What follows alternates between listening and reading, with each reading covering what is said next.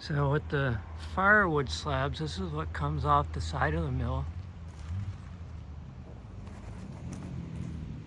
So you can see it varies quite a bit. Some thinner stuff, some thicker stuff.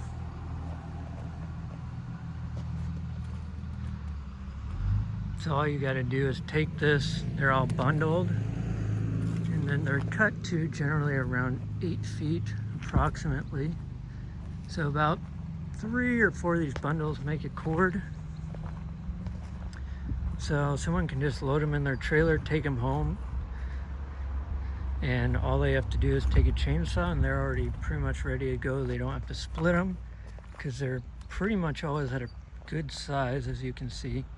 And there's a few bigger chunks every once in a while, but for the most part, all that you have to do is cut it up and it's ready to go. And we sell it out definitely very cheap, just because we are continually making it.